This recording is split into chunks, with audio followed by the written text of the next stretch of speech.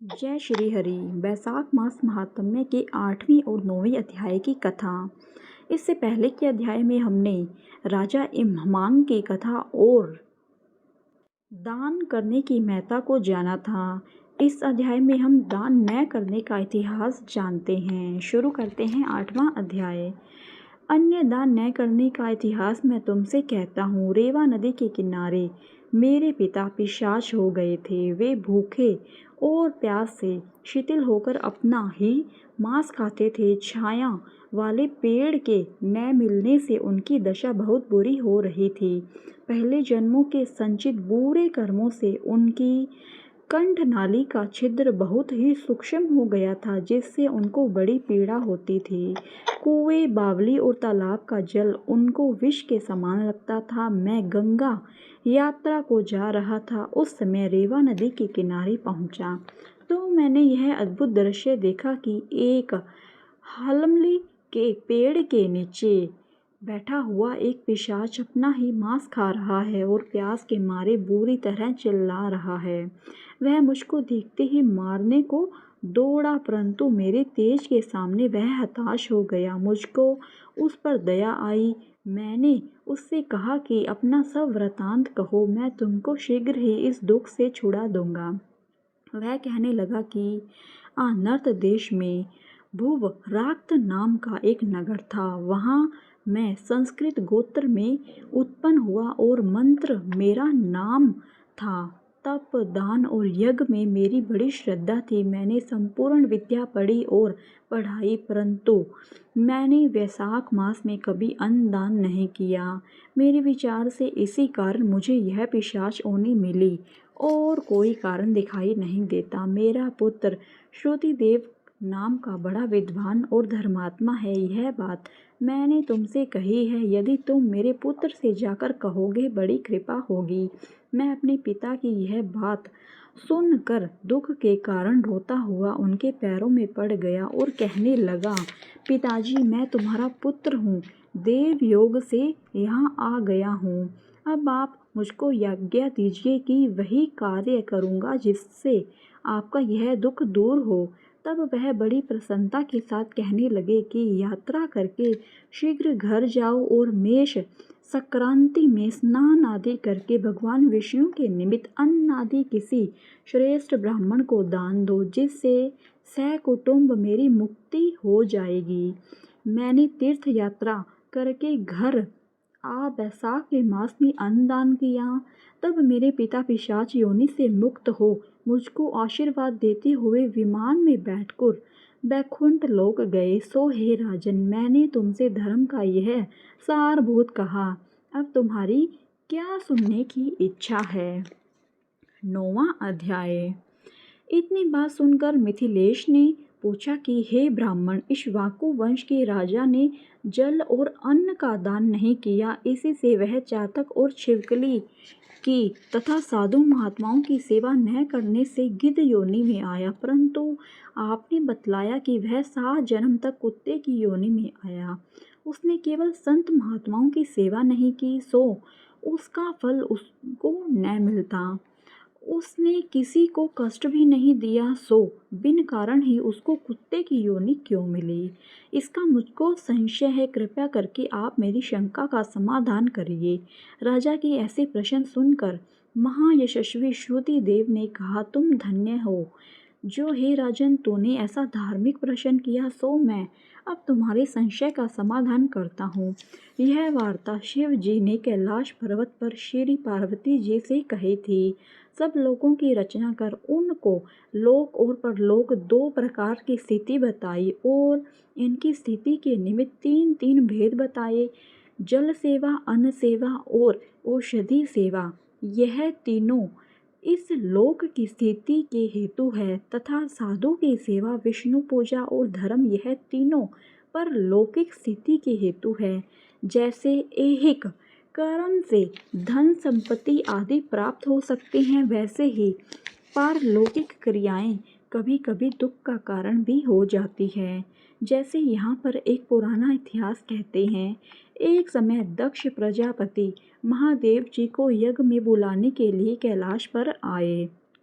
तब उनको आए देखकर श्री महादेव जी खड़े नहीं हुए, क्योंकि शिवजी ने सोचा कि मैं सनातन हूँ और यह सब देवता यज्ञ में भाग लेने वाले सेवक के समान है। इसलिए स्वामी का सेवक के आने पर, पति का पत्नी आने पर गुरु का शिष्य के आने पर उठना आवश्यक नहीं। यही सब शास्त्रों का मत है।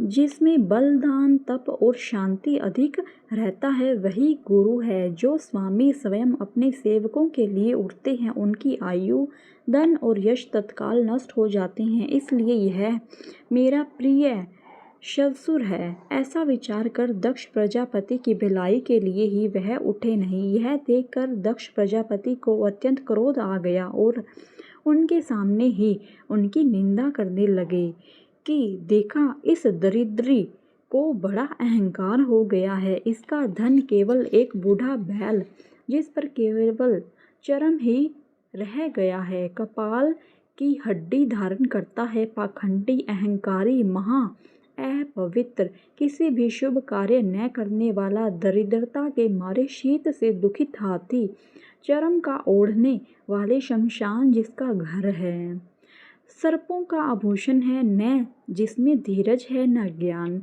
भस्मासुर के डर के मारे दूर भाग गया। भूत प्रेतादि संग इसके कुल का कुछ पता नहीं। दुरात्मा नारद ने ब्रह्मा से इसकी बड़ाई की, जिससे मैंने अपनी कन्या सती का विवाह इसके साथ कर दिया। जैसे कुम्हार का घड़ा चांडाल के घर पहुंचने से किसी का नहीं रहता, वैसे ही मेरी कन्या का मुझसे कोई प्रयोजन नहीं। इस प्रकार दक्ष प्रजापति शंकर और सती को यज्ञ का निमंत्रण न देकर और कुवाक्य कहकर चला गया और यज्ञ स्थान में ऋत्विक और मुनियों को साथ लेकर विधि पूर्वक यज्ञ करने लगा। इस यज्ञ में ब्रह्मा और विष्णु भी नहीं आए, परंतु सिद्ध, चारण, गंधर्व, यज्ञ, राक्षस, किन्नर और सब देवता यज्ञ में आए। सती को यह लालसा उत्पन्न हुई कि किसी प्रकार यज्ञ का उत्सव देखूं और अपने संबंधियों से मिलूं। महादेव जी के रोकने पर भी वह न मानी और जाने का निश्चय कर लिया। शिवजी ने कहा कि भद्र दक्ष सदैव सभा में बैठकर मेरी निंदा करते हैं, वह तुमसे सहन न हो सकेगा और तुम अवश्य अपना शरीर त्याग कर दोगी। अतः तुम अपने पिता के घर मत जाओ, इससे कल्याण नहीं है। इस प्रकार समझाने पर भी सती न मानी और चुपचाप चल दी। तब पीछे जाकर नंदी ने उनको अपनी पेट पर बैठा लिया और कितने ही भूत प्रेत आदि उनके संग हो गए। जब वह अपने महल में पहुंची तो किसी ने भी उनके साथ कोई बात नहीं की। तब शिवजी की बात याद करके वह यज्ञशाला में गई। वहां पर सभा के लोग सती से कुछ भी न बोले। सती चुपचाप वहां पर खड़ी रही और रुद्र की आहुति तक पिता की चेष्टा देखती रही। जब दक्ष ने रुद्र की आहुति नहीं दी तो सती ने क्रोध युक्त होकर कहा कि जो बड़ों का अपमान करते हैं उनका कल्याण नहीं होता। तुमने सारे जगत के रचयिता अविनाशी रुद्र को आहुति नहीं दी। यहाँ जितने ऋषि मुनि महात्मा एकत्रित हुए हैं, इन्होंने तुमको सुबुद्धि नहीं दी। ऐसा प्रतीत होता है कि विधाता तुम्हारे साथ इनके भी प्रतिकूल है। जब सती यह वचन कह रही थी तो पूषा देवता मुँह फाड़कर हंसने लगे और होर कर्महीन भृगु दाढ़ी और मूंछ फड़फड़ाने लगा। दक्ष निंदा करने लगा। यह सब बातें देखकर सती को अत्यंत क्रोध आ गया। वह पति की निंदा सुनकर प्रायश्चित के रूप में सबके देखते देखते हवन कुंड में कूद पड़ी। सती के गिरते ही हाहाकार मच गया। शिवजी के गण भागकर शिवजी के पास आए और सारी कथा सुनाई।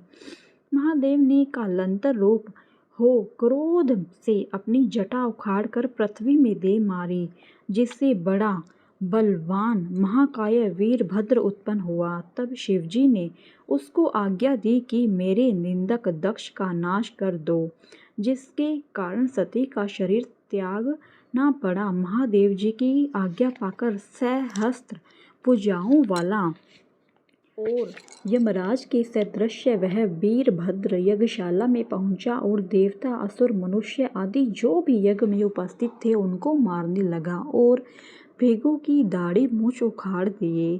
जिसने जो अंग भड़काया था वीरभद्र ने उसका वही अंग उखाड़ कर फेंक दिया।